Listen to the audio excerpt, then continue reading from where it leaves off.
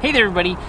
Now, if you're thinking about going remote or working from your RV like I do, so we're full-time traveling and I run a digital marketing agency at the same time, there was a lot of things that I was really worried about that I didn't know how it was going to work out when I initially went out. So I have 3 tips for you to help you transition from working in a sticks and bricks house. And we had a 2,300 square foot house, and I had a whole bedroom that was set up just for my office.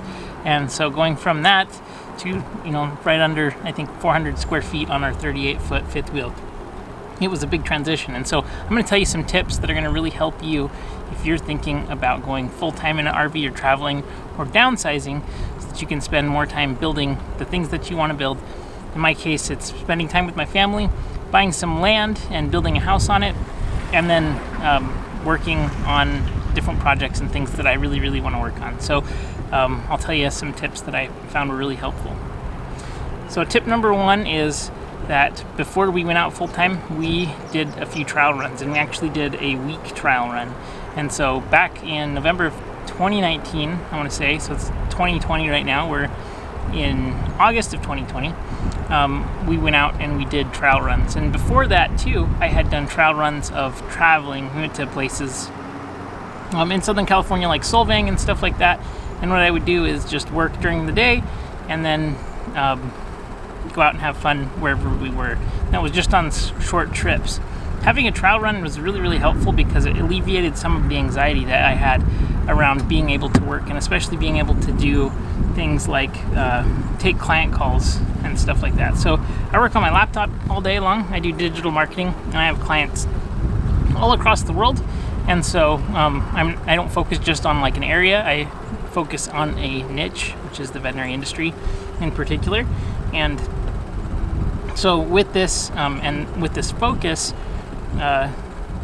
meeting online is no problem because that's how I was doing it anyway. So I made a video about the 3 tools that I use, and I use Calendly, which hooks up to my Google Calendar and automatically sends people Zoom links. So if they need to meet with me, they can then just go click the link, set up a time, and then we can meet on Zoom. So most of the times I don't share my video with the people that I'm Zooming because it's not really relevant that they see me or anything. I typically do screen sharing. And so another thing is that I want to make sure to not use all of my bandwidth when I'm using my mobile hotspot for internet and things. So that being said, this all to say that setting up a few trial runs was really helpful in just gaining confidence that it was possible. And one thing that's really surprising is that I find that I'm a lot more productive, and it's probably because when I am working, I'll typically work either outside, I'll jump in the truck, which is like the office if I need a really quiet thing, if I have an important call with like corporate clients or things like that, or when we're at a spot like the spot that we're at right now. I'll show you what it looks like here. We have just the river right there. We're at the end and a really good spot. And so when we're here, it's really simple to get out and do calls right out in the front yard. And if worst case scenario, if it's like raining, which it has rained, or if my kids are being noisy, I can just go in the truck. If you turn on the air conditioning, make sure, so here's a quick tip. If you go into the truck or you're going into your car, make sure that you turn the car on before you start. That way, if you don't turn it on, you're going to get stuck and become extremely hot, most likely, and start sweating profusely. If you forget, and then you have to mute yourself and turn it on, because the car will beep and make a noise when you turn it on. So make sure that you are indeed ready to go and have the truck running already. The next tip that I think is really helpful if you're going to work remote is make sure that you don't rely on Wi-Fi inside of the parks that you go to. We've been to a lot of different parks traveling, and the Wi-Fi is spotty, and even in areas where the Wi-Fi is good, it seems like it really just kind of fluctuates day to day. And so a lot of times, if I'm in a park that has great Wi-Fi, what I'll end up doing is use the park Wi-Fi as much as possible, and then just use the dedicated, like really good, I use my phone as a tether. We have a MiFi Verizon hotspot. We have a T-Mobile phone, and we were considering getting an AT&T Nighthawk as well, which is a great option. But really, the work that I do requires a good internet connection, and so it's worth it for us to pay to get a good internet connection. When we were living in Southern California, our internet bill was extremely expensive, and plus we were paying phone bills, and plus we were paying all these other bills. And so going out, now that we don't have rent, which was extremely high, we don't have all of the extra storage bills for storing the RV, we don't have, we cut down our expenses so much, it doesn't feel bad at all to pay a little bit extra. I think it's like $80 per month for some dedicated lines that give us better data plans. Another thing that we thought would be kind of really, you'd be surprised at how much you go through data. And so if you are using things to stream with your kids, because kids love watching shows and stuff, we have 3 kids, don't let them connect to your phone and stream. The first day we got here, we had used our hotspot, and they used all 15 unthrottled gigs of data in the very first day. And so then we were out for the whole month. We didn't have that hotspot to use anymore, so we had to tether to our phones and be really, really vigilant on how much data we were using and things.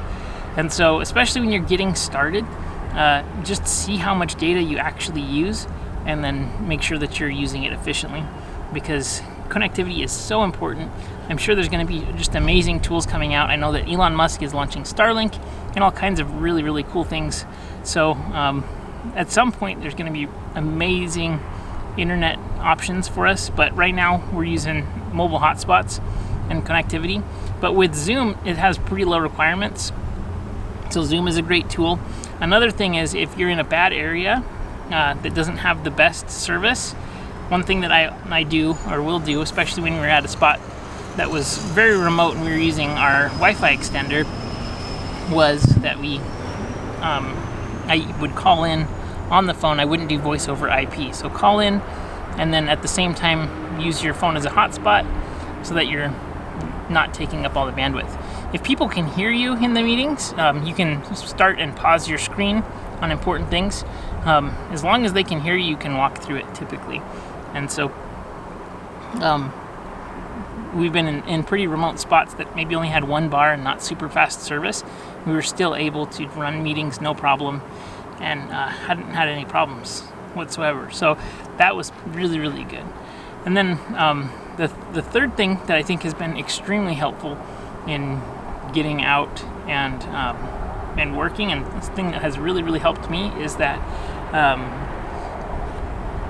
with the entire transition from being in a sticks and bricks home to being out full time, it's kind of forced me to live like a tourist in all the spots that we're living in. And so there's just so much fun stuff to do that it seems like it really refines, like I get done with work so much more quickly, because I know that when my son wakes up from his 2 o'clock nap, we want to go fishing at certain lakes, or we want to go for hikes, or want to go check out this cool thing that we saw that we've never seen before.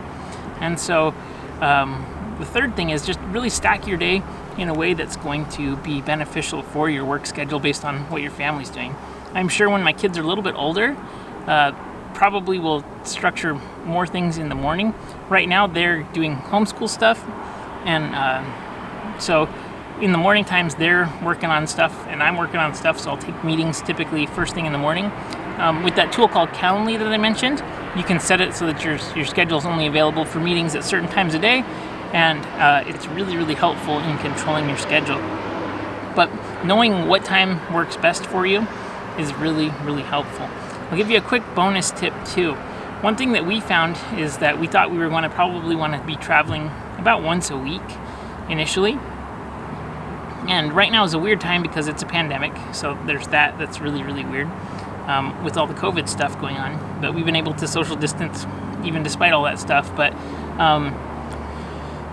traveling and working is very, very difficult. So it was a few times where it was really difficult. And so what we had to do was make sure that we scheduled our drive days on non-working days. And sometimes, and especially during summer like it is now, we're finding that there's been really busy spots and parks that have been busy and booked. And so finding spots was difficult, especially around 4th of July. That was a difficult time. And so we ended up having to find spots that didn't have full hookups, or things like that made it a little bit more difficult, but they were open. So we found that the rhythm for us worked was at least 2 weeks staying at a spot before moving, and we had been doing as often as moving every day, as often as every couple days, every 3 days, every 5 days, and it really becomes just tiring of the putting everything in, cleaning everything up. You have to make sure there's nothing under the slides, doing all that kind of stuff. And so if you have taken your RV out, that's kind of like the most work spot. I don't mind driving. I love the driving. I actually start to miss being hooked up and driving to new spots, but at the same time, it gives you a flavor for the area. You're able to do more things, and especially if it is something where you're working. At least I've found, I'm working during the day, so it's not like we're constantly on vacation or something. I'm working pretty much my normal hours, but then we're going out and doing things. I'm just getting so much done, and it's helpful to be in the spot for a little bit longer, just because then you get to experience more things. So those are the things that I found have been really helpful. If there's something that is a great tip or has been really helpful for you, comment down below. I would love to hear some of your tips. I mean, we're still pretty new at this. We've been out for about 68 days or so, and we're still learning stuff all the time. So it's really, really fun, and I appreciate just any kind of tips or comments that you have, and I hope you have a great day, and see you on the next video.